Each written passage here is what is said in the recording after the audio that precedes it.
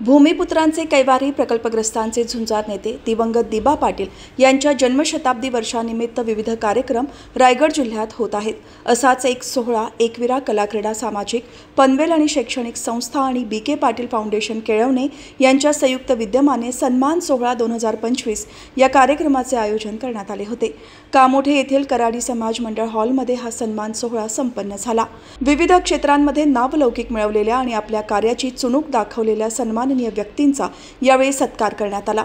या सोहळ्याला भारतीय जनता पार्टीचे कामोठे शहराध्यक्ष रवी जोशी, पनवेल महानगरपालिकेचे माजी नगरसेवक विकास घरत, माजी नगरसेविका कुसुम म्हात्रे, महिला मोर्चाच्या शहराध्यक्षा वनिता पाटील, अर्थतज्ञ जेडी तांडेल, हरिभक्त पारायण प्रकाश पाटील, तेजस पाटील यांच्यासह मान्यवर उपस्थित होते। तेजस पाटील हे नेहमी वेगवेगळे उपक्रम राबवत असतात। आज त्यांनी सन्मान सोहळ्याचे आयोजन कामोठ्यात केले। या कार्यक्रमाचा मी कौतुक करतो। आपली संस्था आणि त्याचबरोबर संस्थेत काम करणारे सदस्य यांनी आणखी उंच भरारी घेऊन वेगवेगळे उपक्रम समाजासाठी राबवावे। ज्यावेळी तेजस पाटील यांच्या संस्थेला कोणतीही गरज लागेल त्यासाठी मी या पनवेल मतदारसंघाचा आमदार म्हणून आपल्यासोबत नेहमी राहील असे प्रतिपादन आमदार प्रशांत ठाकूर यांनी या कार्यक्रमादरम्यान केले। त्या गोळीबार झाला आणि त्या गोळीबारामध्ये एका भगिनीला त्या ठिकाणी जखमी झाली।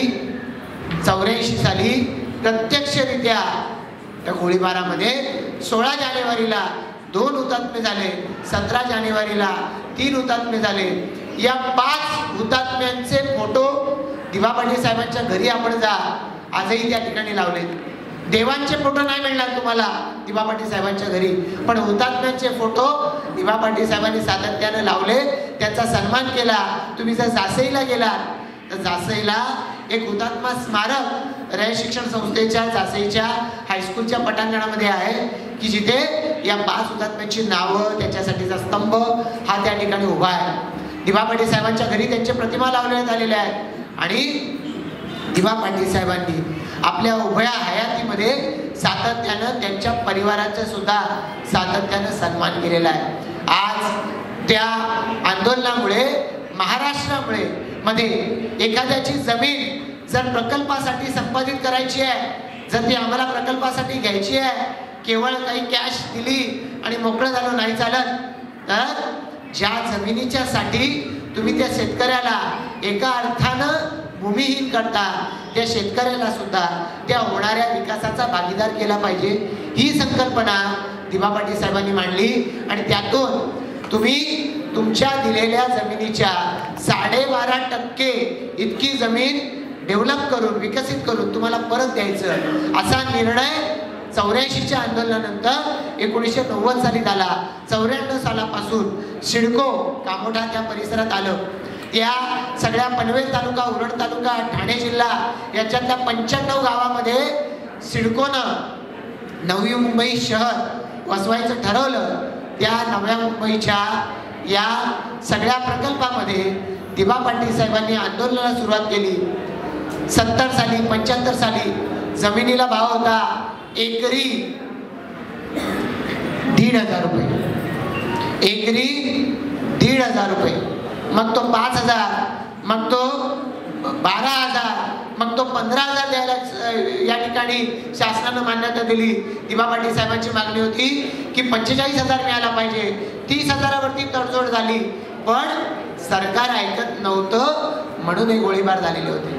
आज तुम्हाला सगळ्यांना हा इतिहास माहिती असेलच असं नाही, तरी का सांगतो असेल त्यांना, कारण या संघर्षाच्या पायावर आज महाराष्ट्रामधलं प्रकल्पग्रस्तांचं पुनर्वसनाचं धोरण उभं राहिलेलं आहे। म्हणजे तुम्ही पेण तालुक्यातले असा, अलिबाग असा, शिवर्धन असा, कुठलेही असा, MIDC तुमच्या परिसरात येते तेव्हा तुम्हाला विकसित तुम्ही दिलेल्या प्रकल्पाच्या जमिनीच्या 15% विकसित भूखंड तुम्हाला दिले जातात। तुम्ही जमीन दिली तर ती जबरदस्ती संपादित करायची नाही, तर त्याच्या बदल्यामध्ये त्या विकासामध्ये त्या शेतकऱ्याला भागीदार करून घ्यायचं ही संकल्पना सुरू झाली। आज दिबा पाटील साहेबांचा पुतळा तेजस यांनी या ठिकाणी लावलाय। त्यांच्या जन्मशताब्दी वर्षाच्या निमित्तानं आपल्या सर्वांचा सन्मान होतोय। तर हे सगळं आपल्या सगळ्यांना माहिती पाहिजे, पुढच्या पिढीपर्यंत गेलं पाहिजे। तर त्यांच्यापर्यंत जेव्हा ते जाईल तेव्हा पुढच्या कालावधीमध्ये कदाचित तुमच्या कष्टाच्या आधारे, कदाचित तुमच्या आधीच्या पिढ्यांच्या मेहनतीनं तुमच्या घरामध्ये या ठिकाणी सुखसंपदा येईल, पण त्यासाठीचे कष्ट कोणी उपसले हे त्यांना कळलं पाहिजे. आणि म्हणून तेजस पाटील यांच्या कार्यक्रमाचं मी मनापासून स्वागत करतो.